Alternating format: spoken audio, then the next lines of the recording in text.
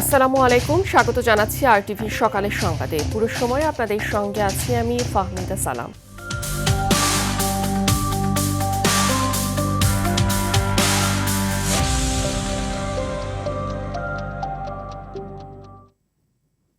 শুরুতেই প্রধানমন্ত্রীর চীন সফরের খবর। মালয়েশিয়ায় দুদিনের সরকারি সফর শেষে চীনের ডালিয়ানে পৌঁছেছেন প্রধানমন্ত্রী তারেক রহমান। স্থানীয় সময় সোমবার রাত 11টা 5 মিনিটে প্রধানমন্ত্রী ও তার সহধর্মিণী ডাক্তার জুবাইদা রহমানকে বহনকারী বিমান বাংলাদেশ এয়ারলাইন্সের একটি বিশেষ ফ্লাইট ডালিয়ান জু ইস্যু ইজি বিমানবন্দরে অবতরণ করে।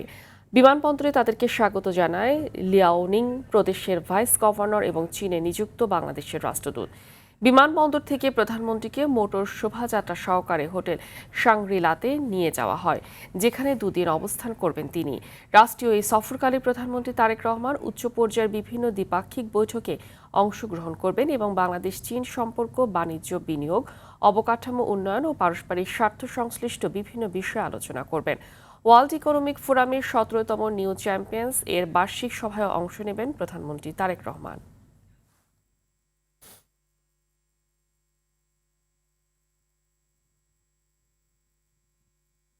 ভারত থেকে নেমে আসা ঢল ও বৃষ্টিপাতে কুড়িগ্রামের দুধকুমার, ধরলা ও ব্রহ্মপুত্র নদীর পানি অব্যাহত রয়েছে। অপরদিকে তিস্তা নদীর পানি স্থিতিশীল রয়েছে, তবে সবকটি নদ নদীর পানি এখন পর্যন্ত বিপদসীমার নিচ দিয়ে প্রবাহিত হচ্ছে। কুড়িগ্রামের পানি উন্নয়ন বোর্ড বলছে, আগামী 24 ঘন্টায় এসব নদ নদীর পানি বৃদ্ধি পেয়ে বিপদসীমায় প্রবাহিত হতে পারে। এতে চরাঞ্চল ও নিম্নাঞ্চলে পানি প্রবেশ করে স্বল্প মেয়াদী বন্যার সৃষ্টি হতে পারে।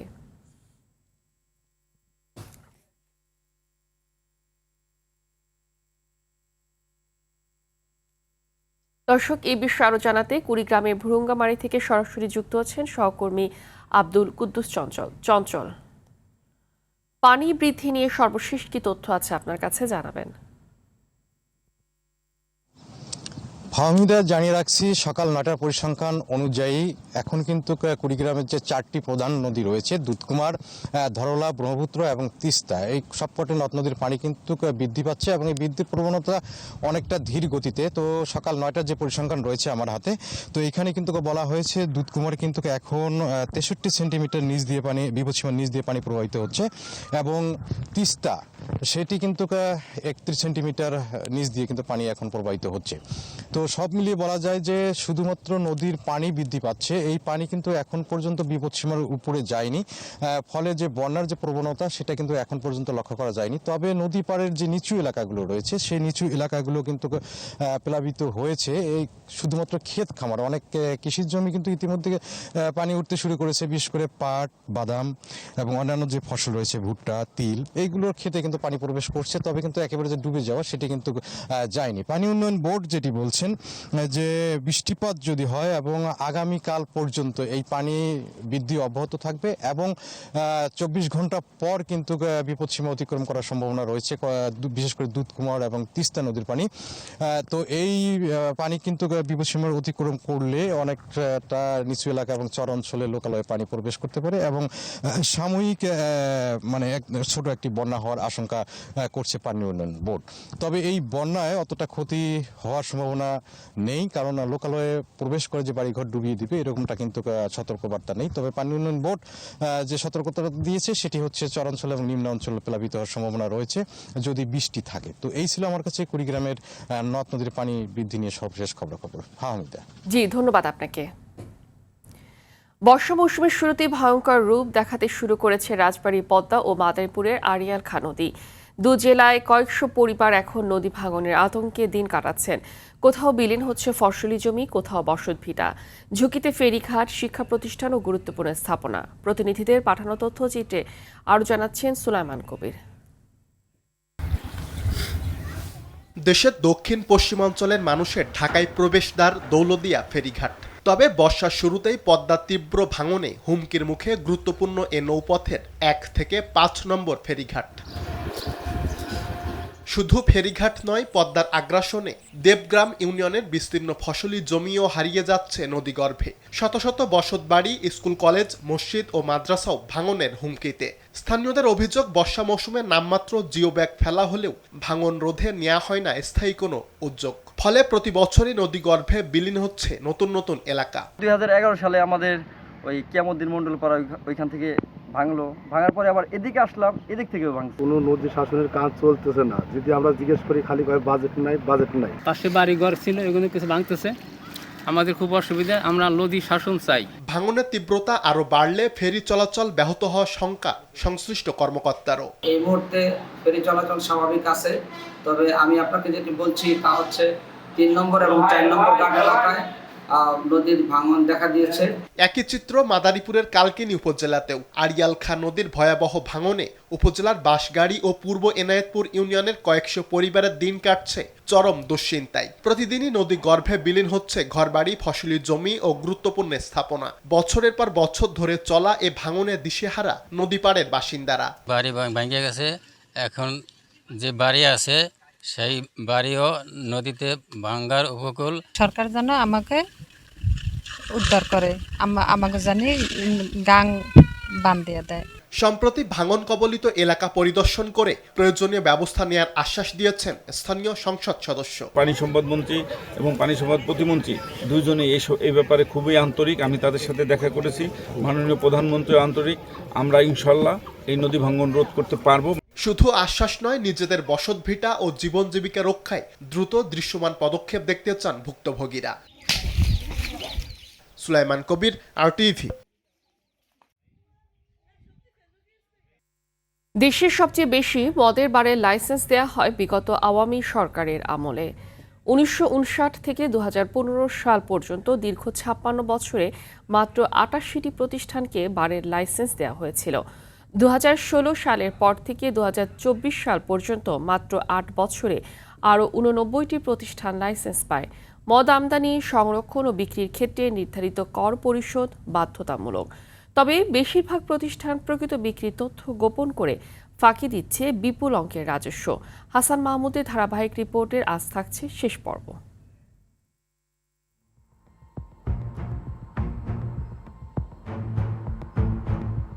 সাম্প্রতিক বছরগুলোতে রাজনৈতিক প্রভাবে মদের বারের লাইসেন্স পায় বেশ কিছু প্রতিষ্ঠান। শুধু 2019 সালেই দেওয়া হয় 30টি বারের লাইসেন্স। বনানীর plan B resto and bar. এই বারের লাইসেন্স নেয় শেখ হাসিনার ব্যক্তিগত চিকিৎসকের ছেলে আওয়ামী লীগ নেতা আসিফ মোহাম্মদ নূর সহ 6 ব্যক্তি। আওয়ামী লীগ সরকার পতনের পর পাল্টে ফেলা হয় ট্রেড লাইসেন্স সহ প্রয়োজনীয় কাগজপত্র। আড়ালে বহাল রয়ে গেছে পূর্বের মালিকরা। লেনদেন করা হচ্ছে আগের ব্যাংক হিসাবগুলোতেই। নিয়মনীতির তোয়াক্কা না করে বার কাউন্টারের ভিতরে বসে মদ্যপান করে এই বারের মালিকরা। এখানে চলে সকল অসামাজিক কর্মকাণ্ড। পারমিটবিহীন এক ব্যক্তিকে মদ্যপান করে গেটের বাইরে পড়ে থাকতে দেখা যায়। বেশ কিছু বারের বিরুদ্ধে অভিযোগ রয়েছে আওয়ামী সরকারের আমলে অনিয়ম, চাঁদাবাজি, ট্যাক্স ফাঁকি, ঘুষ ও দুর্নীতির মাধ্যমে প্রায় কয়েক হাজার কোটি টাকার অবৈধ সম্পদ অর্জন ও বিদেশে অর্থ পাচারের। এই তালিকায় রয়েছে Rock Canvas restaurant and bar, Kingfisher restaurant and bar, Plan B resto and bar, Dhaka Regency hotel and bar. বৈধ বারের আড়ালে অবৈধ কার্যকলাপে বাংলাদেশ গভর্নমেন্ট রেভিনিউ লস করতেছে অর্ধ শত কোটি টাকা। এ বিষয়ে ক্যামেরার সামনে কেউ কথা বলতে রাজি না হলেও রক ক্যানভাস রেস্টুরেন্ট অ্যান্ড বারের ম্যানেজার রঞ্জিত বালা বলেন, এসব অভিযোগের কোনো সত্যতা নেই। দুর্নীতি দমন কমিশন অফিসে গিয়ে অফিসার মিস্টার আনিস, আমি ওনার সাথে কথা বলেছি, ওনাকে রিপোর্ট করেছি যে আমি যদি ব্ল্যাক মানির মালিক হয়ে থাকি তাহলে আমার বাড়িতে গিয়ে একবার ঘুরে আসুক। সমাজ ও অপরাধ বিশেষজ্ঞ ডক্টর তহিদুল হক বলেন, বারগুলো যে ধরনের অস্থিরতা সৃষ্টি করছে এটা সমাজ, সংস্কৃতি এবং ধর্মীয় বোধ বহির্ভূত আচরণ। সমাজে সুদূরপ্রসারী প্রভাব ঠেকাতে এর লাগাম টেনে ধরা প্রয়োজন। মাদক নিয়ন্ত্রণ অধিদপ্তর যদি যথাযথভাবে মনিটরিং বা পর্যবেক্ষণের কাজটি করত, যারা নিয়ম মানছে না তাদের লাইসেন্স বাতিল করা সহ আইনগত ব্যবস্থা গ্রহণ করত, তখন আজকে যে অবস্থায় এসে দাঁড়িয়েছে এই অবস্থাটা তখন হতো না। মদের বারগুলোতে কোনো অনিয়ম হচ্ছে কিনা, কোনো ধরনের অসামাজিক কার্যকলাপ হচ্ছে কিনা, এটি যে বা যারা দেখবেন তাদের কেউ কেউ এখান থেকে আর্থিক সুবিধা সহ অন্যান্য সুযোগ সুবিধা নিয়ে থাকেন বলে অভিযোগ আছে। বলেন, নারীদের অধিক উপার্জনের লোভ দেখিয়ে তাদের নানাভাবে অসামাজিক কর্মকাণ্ডের সাথে সম্পৃক্ত করা হয়। এর লাগাম টানতে হলে আইন শৃঙ্খলা বাহিনী ও মাদকদ্রব্য নিয়ন্ত্রণ অধিদপ্তরের যৌথ অভিযান প্রয়োজন। ব্যবস্থা গ্রহণে যত বেশি বিলম্ব হবে, এই অনিয়মের মাত্রা এবং ভয়াবহতা তত বেশি বাড়বে। যতটুকু এর বিস্তার ঘটেছে এর লাগাম টেনে ধরা দরকার। হাসান মাহমুদ, RTV, ঢাকা। কার্যক্রম নিষিদ্ধ আওয়ামী লীগের প্রতিষ্ঠা বার্ষিকী ঘিরে রাজধানী সহ দেশের বিভিন্ন স্থানে জোরদার করা হয়েছে নিরাপত্তা ব্যবস্থা। ঢাকা, গোপালগঞ্জ সহ 6 জেলায় সেনা মোতায়েন করা হয়েছে। এছাড়া বাড়তি চেকপোস্ট ও টহল জোরদার সহ রাজধানীতে তৎপর রয়েছে আইন শৃঙ্খলা বাহিনী 20,000-এরও বেশি সদস্য। কার্যক্রম নিষিদ্ধ আওয়ামী লীগের 77তম প্রতিষ্ঠা বার্ষিকী উপলক্ষে বিভিন্ন জায়গায় ঝটিকা মিছিল বের করতে পারে সংগঠনটি এবং আইন শৃঙ্খলা বাহিনীর সঙ্গে নেতাকর্মীদের সংঘর্ষ হতে পারে এমন আশঙ্কায় সারা দেশে সতর্কতা জারি করেছে পুলিশ সদর দপ্তর।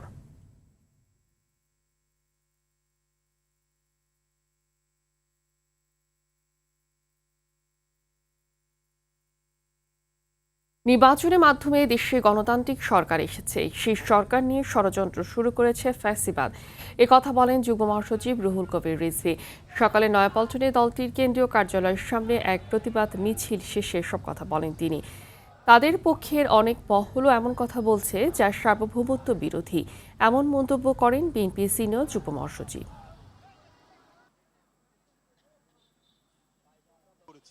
প্রতিবাদ মিছিলের উদ্দেশ্য হচ্ছে যে উকি দিচ্ছে, প্রতিদিন আমাদের সজাগ থাকতে হবে। ওরা নানা ধরনের উস্কানিমূলক কাজ করবে, শুধু তারা নয়, তাদের পক্ষের অনেক মহল কিন্তু আজকে এমন কথাবার্তা বলছেন যেটা দেশ বিরোধী, সার্বভৌমত্ব বিরোধী। আমরা বিভিন্ন জায়গায় এত সাহস পেলেন কি করে?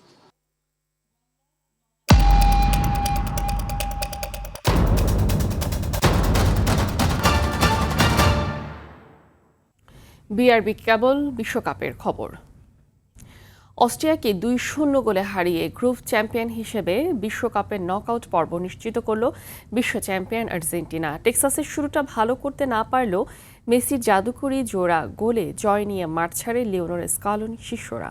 সেই সাথে ক্লোসাকে ছাড়িয়ে বিশ্বকাপের ইতিহাসে সর্বোচ্চ গোলদাতা এখন মেসি। বিস্তারিত জানাচ্ছেন কাজী মাহিম হাসান। টেক্সাসের TNT স্টেডিয়ামের সবুজ গালিচায় নতুন ইতিহাস লিখলেন লিওনেল মেসি। জার্মানির ক্লোসাকে টপকে এখন বিশ্বকাপের সর্বকালের সর্বোচ্চ গোলদাতা LM10।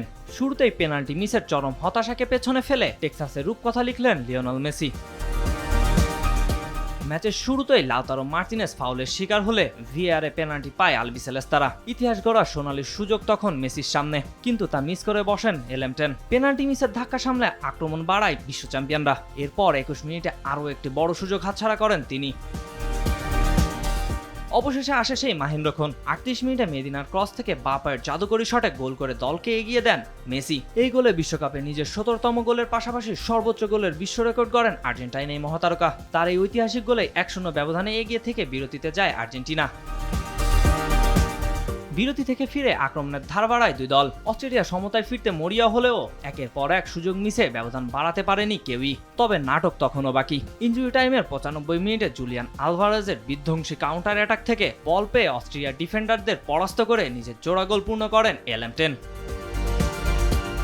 শেষ পর্যন্ত 2 গোলের জয় নিয়ে মাঠ ছাড়ে লিওনেল স্কালোনির শিষ্যরা। এই দাপুটে জয়ে গ্রুপ চ্যাম্পিয়ন হওয়ার পাশাপাশি এক ম্যাচ হাতে রেখেই নকআউট পর্ব নিশ্চিত করল বিশ্ব চ্যাম্পিয়নরা। কাজী মাহিম হাসান, RTV।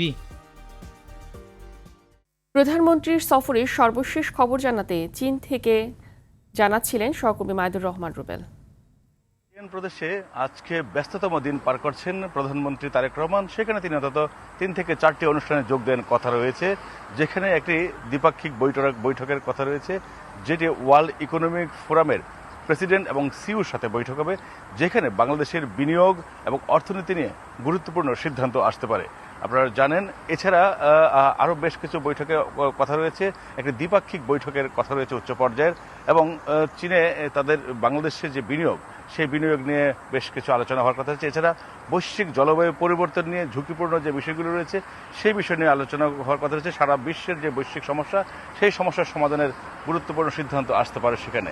এরপর চীনের স্টেট কাউন্সিল আয়োজিত তারেক রহমানকে সেখানে একটি সংবর্ধনা দেওয়ার কথা রয়েছে, এবং সবশেষ এটি শেষ করে আগামীকাল বেইজিংয়ে যাবেন প্রধানমন্ত্রী তারেক রহমান। সেইখানে আরও বেশ কিছু গুরুত্বপূর্ণ অনুষ্ঠানে যোগ দেবেন, এবং শেষ পর্যন্ত চীনের প্রেসিডেন্ট শি জিনপিংয়ের সাথে একটি গুরুত্বপূর্ণ বৈঠক হওয়ার কথা রয়েছে।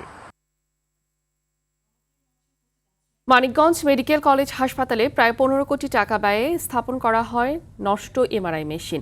তবে মেশিনের ওয়ারেন্টি পার হয়ে গেলেও 5 বছরও সচল করা হয়নি। মেশিনটি নষ্ট থাকায় জেলার বিভিন্ন রোগীদের এমআরআই টেস্ট করতে যেতে হয় পার্শ্ববর্তী জেলা ঢাকা ও সাভারের বিভিন্ন নামি দামি বেসরকারি হাসপাতালগুলোতে।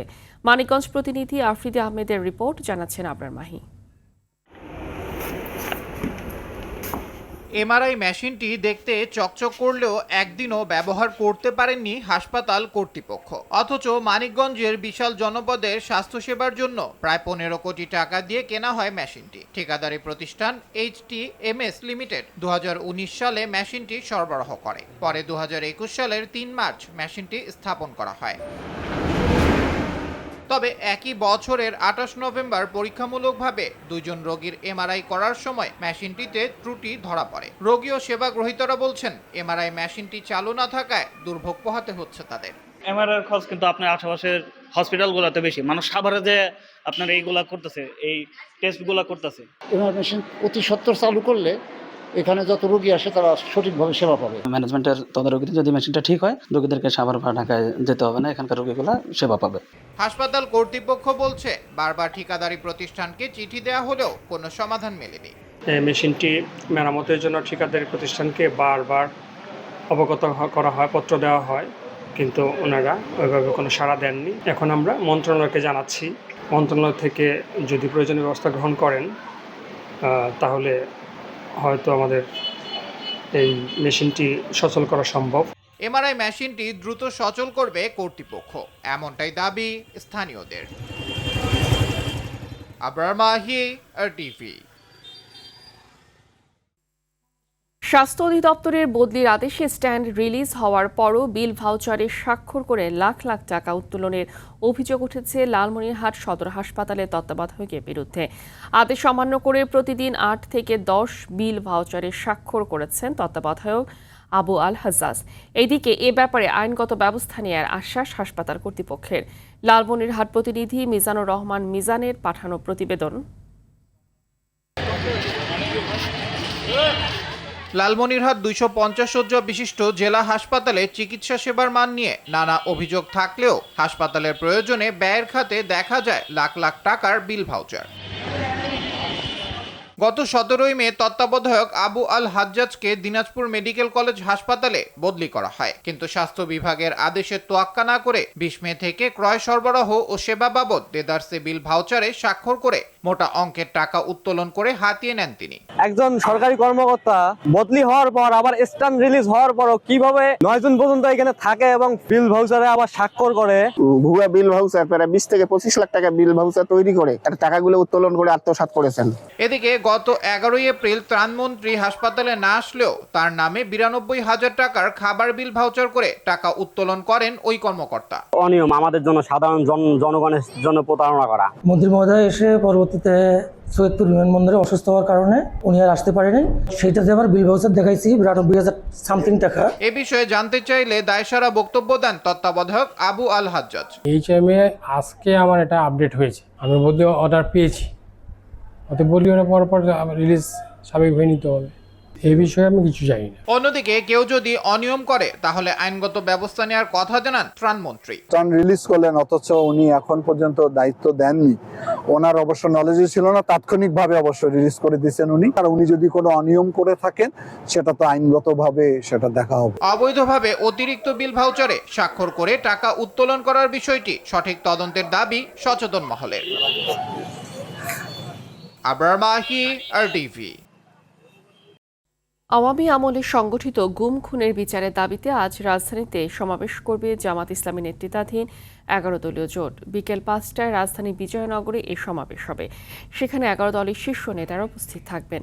এছাড়া আগামী 4 জুলাই সারা দেশের সব জেলায় বিক্ষোভ মিছিল ও সমাবেশ করবে 11 দল। গতকাল সোমবার রাজধানীর মগবাজারে জামাতের কেন্দ্রীয় কার্যালয়ে জরুরি সংবাদ সম্মেলনে জামাতের সহকারী সেক্রেটারি জেনারেল ও 11 দলীয় জোটের সমন্বয়ক হামিদুর রহমান আজাদ এই কর্মসূচি ঘোষণা করেন।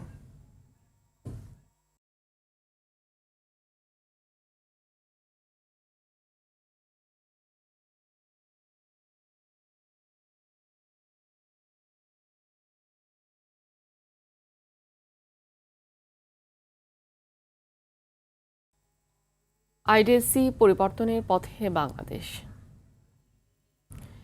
বাংলাদেশের কৃষিকে আরও আধুনিক ও প্রযুক্তি নির্ভর করতে কর্মপরিকল্পনা হাতে নিয়েছে সরকার। প্রধানমন্ত্রীর আই হ্যাভ এ প্ল্যান কর্মসূচির আওতায় দেশের কৃষি খাতকে আধুনিক ও প্রযুক্তি নির্ভর করতে সেন্সর, কৃত্রিম বুদ্ধিমত্তা, এআই, ইন্টারনেট অব থিংস এবং ড্রোনের মতো আধুনিক প্রযুক্তির ব্যবহার বাড়ানোর উদ্যোগ নেওয়া হয়েছে। 17 জুন ত্রয়োদশ জাতীয় সংসদ বাজেটের অধিবেশনে প্রধানমন্ত্রী তারেক রহমান জানান, স্বল্প, মধ্য ও দীর্ঘমেয়াদী পরিকল্পনার মাধ্যমে স্মার্ট কৃষি ও প্রিসিশন এগ্রিকালচারকে এগিয়ে নেওয়া হবে। একই সঙ্গে উচ্চ ফলনশীল ও আবহাওয়া সহনশীল জাত উদ্ভাবনে বিশেষ গুরুত্ব আরোপ করা হচ্ছে, যেখানে উৎপাদন ও বিপণন হবে সম্পূর্ণ তথ্য চালিত।